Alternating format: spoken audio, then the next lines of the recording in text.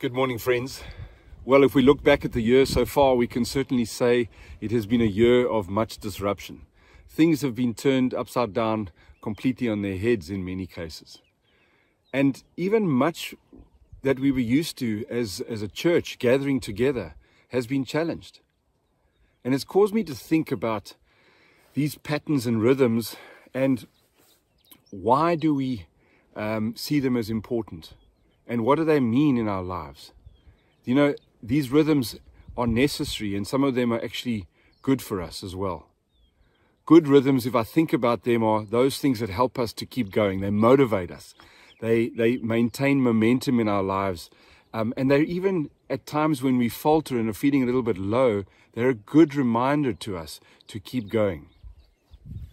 Two well-known scriptures that we all know around gathering together come out of Hebrews chapter 10, verses 24 and 25, and out of Acts 2, verses 46.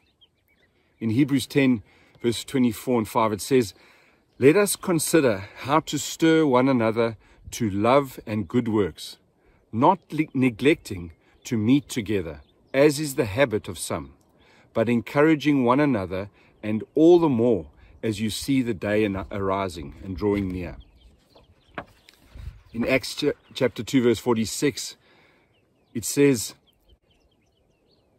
"And day by day, attending the temple together and breaking bread in their homes, they received their food and with glad and generous hearts, praising God and having favor with all the people."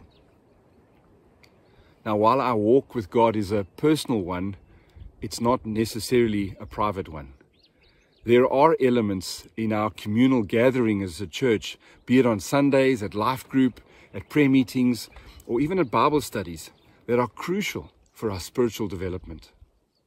You know, our meeting together is meant to be consistent. It's meant to be healthy. There's a sign of health as we gather together. It's supposed to transform us. It should also result in the evidence of growth in our lives. And as we saw in Acts, where it speaks of this day by day they were gathering, Paul also encourages Timothy. And he says, and he makes it such an important point where he says, let us not neglect our good doctrine, good doctrine. And rather that we read Scripture together, we gather together because it helps us preserve the true gospel and it prevents us from drifting away. Back in Hebrews that I read just now, it speaks about neglect. And if you think about neglect, it's so easy to spot a house in town that has been neglected.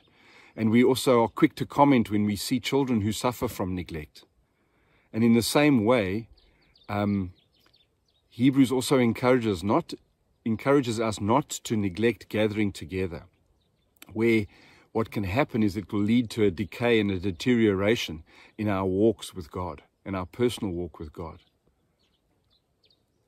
So as I think of these scriptures and if I had to put a title to what I would say today's thought for the day is, let's keep the rhythm of gathering together. And may we be reminded today, this has been something that I've found quite real in my life. And I found that I have been guilty of neglecting possibly the gathering together and the importance of it. But let us remind us to restore and develop again those good rhythms of meeting together, where we stir one another up to love and good works and encourage one another. Friends, I trust that this has been meaningful to you. It certainly has been to me. May you have a wonderful day. God bless.